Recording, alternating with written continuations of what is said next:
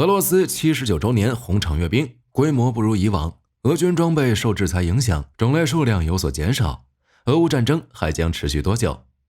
俄导弹再袭乌克兰7州，遭拦截率达 77.6%。乌军是否会展开对等报复？英美测试新电子战新武器，未来战场会变成什么样？下面请看详细报道。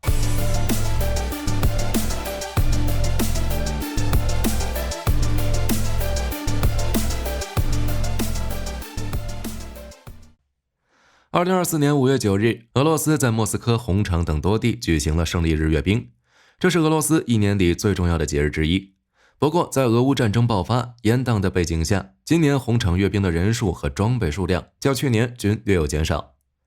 根据俄国防部长绍伊古透露，今年的胜利日阅兵，在包括莫斯科在内的7个英雄城市和18个军区，以及舰队和装甲兵司令部所在城市举行。总共约有15万人、2500架武器装备参加。其中，莫斯科红场阅兵相较去年的1万名官兵、125件装备受阅，今年只有9000名官兵和70件武器。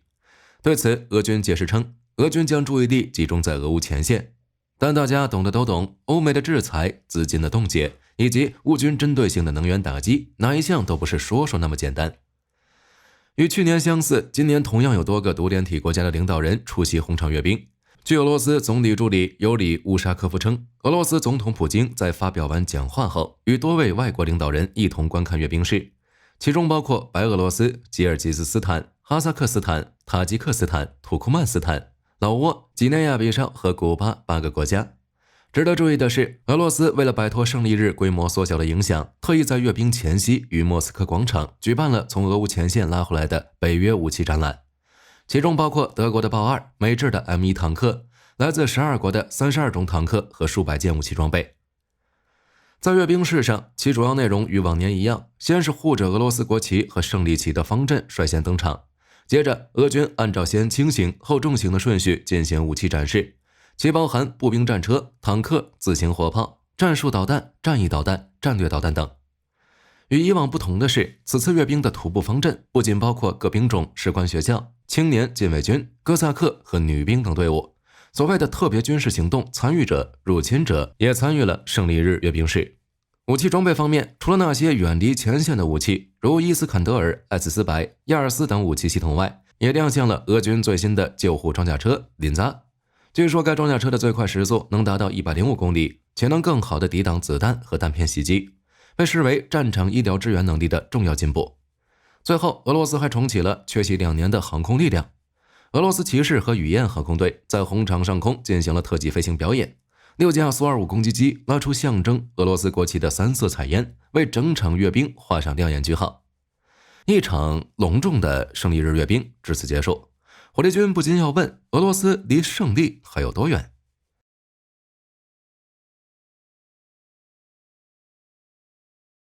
胜利日阅兵一直是俄罗斯多边外交的重要场合，或者说是俄罗斯缓解与欧美矛盾的重要手段之一。如1995年二战胜利50周年之际，时任俄总统的叶利钦就邀请时任美国总统的克林顿、英国首相梅杰等多个欧美宾客观礼，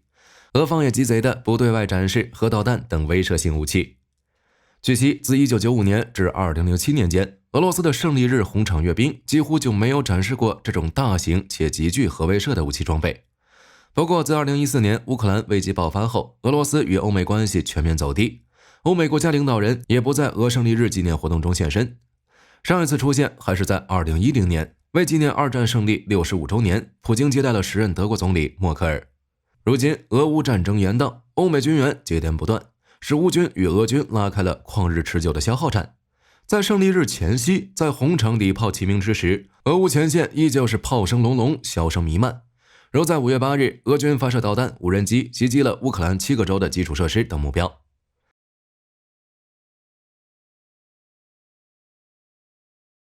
据法新社5月8日报道，乌克兰当局称，俄军在7日晚间、8日凌晨使用导弹和无人机对乌克兰的能源基础设施发动了新一轮的大规模袭击，造成至少6人受伤。对此，火力军感觉这像是在警告乌克兰不要在之后的胜利日找麻烦。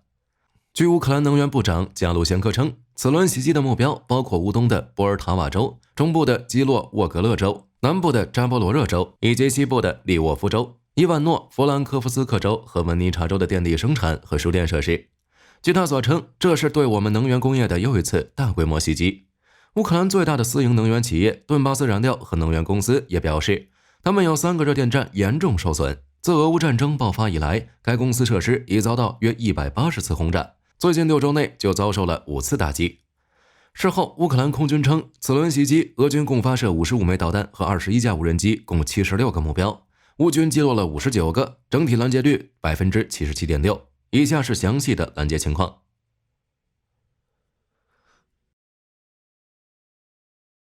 由此可见，乌克兰虽然已获得部分防空导弹的援助，但仍需更多的防空系统尽快抵达。接下来，乌克兰部分州可能会出现轮流停电的情况。乌克兰首都基辅虽然也有数枚巡航导弹来袭，但由于这里有相对完善的防空系统，来袭导弹均被击落，目前已经恢复供电。至于乌军会不会对俄本土进行对等打击，火力军的看法是会的。因为袭击发生后，泽连斯基紧急发表讲话，表示要用行动阻止俄罗斯入侵行动，要让一切 never again， 其态度十分明确。至于战场前线的情况，各处都打得惨烈。如在热点地区恰索夫亚尔，乌军目前已出动数个旅进行驻守，抵御着数万俄军的疯狂进攻，其中包括乌军特种部队海妖。俄军没能在5月9日拿下这里。在阿夫迪夫卡前线，过去2天里，俄军向奥利夫卡以南持续推进，抵达了托伦克北部临近的种植园。目前双方正在激烈交火，其中乌军47旅在索沃维维附近用 M2 步战车的陶式反坦克导弹，在 1.8 公里外直接击穿俄军 T80 坦克。此外，据俄军第43炮兵旅报告称，火炮炮弹已经陆续抵达乌克兰，乌军已不局限于阵地，而且福布斯称，美国国防部正在对乌军最精锐的第47机械化旅进行武器装备的全面更新升级，其包括换装美制 M1 坦克、M2 步兵战车以及 M109 榴弹炮，并表示会派北约军事教官对该旅实施培训。乌军第47机械化旅，这是第一支全美制武器装备及训练的精锐部队，今后的战力将愈发强劲。至于扎波罗热前线，几天前曾一度传出俄军在乌洛扎因南部郊区站稳脚跟，但实际情况却是俄军进攻失败，残余俄军被赶得远远的，这个定居点依旧完整地控制在乌军手里。克里米亚方向，乌军用法国提供的 SCALP 导弹袭击轰炸了一个俄军军事基地，具体战果尚未披露。据5月9日乌克兰公布的战报披露，俄军人员损失创新高，达到了1300人，火炮、装甲车、坦克、加油车损失持续走高，进攻代价继续增大，侧面反映了乌军对抗和反击的激烈程度。那么俄乌战争到底还会持续多长时间呢？眼下谁都没有答案。虽然早在2022年3月底，俄乌就曾在土耳其进行直接谈判，起草了和平协议草案，但战场态势始终处于动态变化中，未来走势如何仍取决于多重因素，如美国大选、欧美军援是否及时到位等等，甚至是俄罗斯的一些政策也决定着俄乌战争的走向。就在胜利日前2天，俄总统普京开启第5个任期，对内几个重要岗位据称可能会换人，届时将影响到国内政策和俄乌战争。如流放非洲的苏洛维金将军将返回俄罗斯，5月10日后参与一些正式行动。有小道消息称，苏洛维金是总参谋长职位的候选人，会重新执掌俄军前线部队兵权。首先，我们要清楚，苏洛维金并不是因为作战不利才被从副总指挥的位置上扒下来，而是受到瓦格纳老总普里戈金兵变行动的波及，他才被撤职并调往非洲的。他本人的军事才能，从某种程度上来说，可以说是凭一己之力扛住了俄军前期轻敌、情报问题频发、赫尔松方向冒进以及北顿涅茨克鏖战等重大战略失误。他建立的苏洛维金防线成功拖住了之后乌军在扎波罗热的大反攻步伐，这些足以显示出苏洛维金确实是一位战略意识优秀、懂得进攻与防守时机的军事指挥官。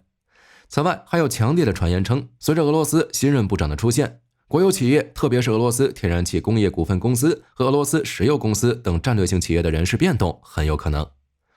对外，俄罗斯的目标之一是抵制北约东扩，结果在乌克兰进行了一场大战，之后的战争走向有一部分取决于俄对外政策是否会发生变化。不过从当前俄军不断补充前线兵员和武器装备来看，短期内大概率是不变的。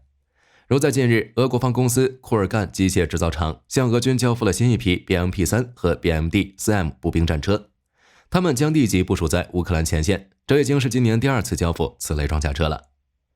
据库尔干机械制造厂报告显示，与去年同期相比，今年交付给俄军的装备数量已增加了 1.5 倍。这些先进战车的制造和交付的增加，将满足参与俄军前线部队的迫切需求。看样子，乌军攻势并不弱。而为了对付乌军的打击，本次交付的车辆都装备了披风、光学迷彩系统，并整合了俄乌战争经验附加的防护装备。这次交付的 BMP-3 和 BMD-4M 是同类产品中最先进的车辆之一，不仅能运送部队，也能提供强大的火力和装甲防护，是俄军在乌克兰战场的重要武器。他们在战场上一般具有双重作用，即为步兵提供穿越复杂地形的机动性，并为他们提供大量直射火力支援。其中 BMP-3 因其在战场上的综合火力和多功能性被广而认知，是世界上武器装备最全的步兵战车之一。其主武器是一门100毫米 2A70 线膛炮，可以发射常规炮弹和激光制导反坦克导弹，提供了独特的双重能力，可以有效地打击软目标和装甲车。在该炮右侧还服役一门30毫米的 2A42 或 2A72 机炮，凭借高射速，适合打击轻型装甲车、直升机、士兵以及低空飞行的空中目标。在该炮左侧则配有一挺同轴 7.62 毫米 PKT 机枪，进一步增强了自卫和近距离作战能力，可提供正面防护和压制火力能力，特别适合在开阔和混合地形中作战。此外，该车辆还配备了烟雾弹发射器，可掩盖其在作战行动中的移动或撤退。BMD-4M 专为空降突击作战而设计，它于2008年在俄罗斯空降部队服役，比 BMP-3 更轻、更紧凑，增强了俄伞兵在敌后的机动性、火力和生存能力。BMD-4 沿用了 BMD-3 车体，导入了 BMP-3 的巴卡恰 U 炮塔，因此武器装备与 BMP-3 相同。该炮塔为钢壳材质，炮塔装甲厚23毫米，可360度转动。主武器同样是一门100毫米 2A70 火炮和一门30毫米 2A72 机炮。前者备弹34发，发射 9M17 炮射导弹时射程4000米，可穿透550毫米均质钢板，配有双向稳定配自动装弹机，可行近间开火。后者可发射夜光穿甲弹、爆破燃烧弹以及夜光杀伤弹，弹药基数500发，穿甲弹195发，用于攻击敌方轻装甲目标和直升机。此外，该车因配备了现代化的数字火控系统和夜视设备，极大提升了其在夜间的恶劣天气行动中的准确性和杀伤力。同时，为了自我保护， BMD-4M 的炮塔两侧还配备了2套3连装81毫米的烟雾发射器，一套热烟雾发射器，一套烟雾弹发射器，可以制造烟幕，使车辆从敌人的视野中模糊出来，从而增强其在战场上的生存能力。这种机动性、机载部署能力和重型武器的结合，使 BMD-4M 成为俄军在现代作战行动中的主力。总之，现在的战场也成为俄罗斯与欧美、乌克兰的角力场，就是俄罗斯不断补充前线兵员、武器，各方都在不断向前线增加兵员和武器。当然，火力军个人觉得，只要欧美的军援承诺能快速兑现和到位，最后拖垮的恐怕会是俄罗斯。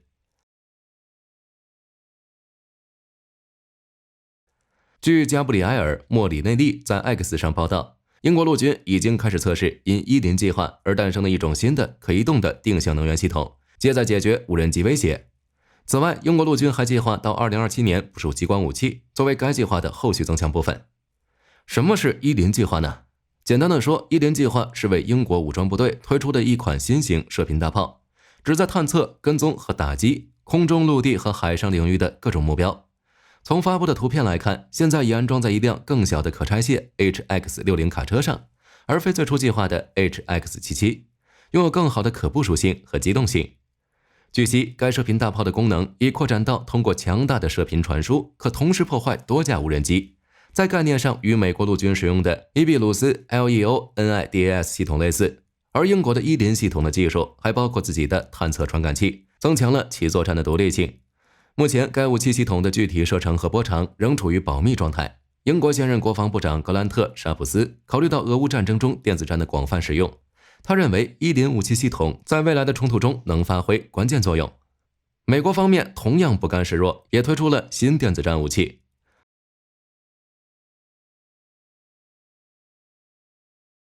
美国国防科技公司 Anduril 推出了脉冲星电磁战系统，以 AI 技术打造智慧战场，有望在不断变化的威胁中彻底改变战场优势，成为电子战新利器。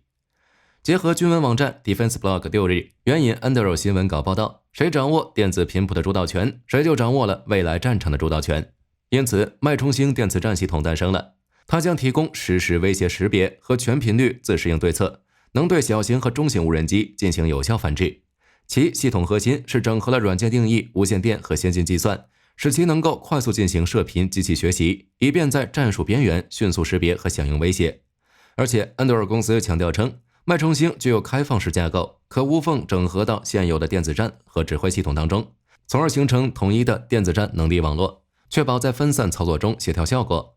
Anduril 公司指出，脉冲星代表了电子战能力的范式转变，可在地面或空中部署，能应对如今现代战争所有领域的动态挑战，如电子对抗、反无人机系统、电子支援等。5月6日至5月9日，在马来西亚举行的 DSA 2024展览会上，马来西亚公司 Madmatics 推出了名为 TODAK 的游荡弹药，旨在使部队具备打击更重要目标的能力。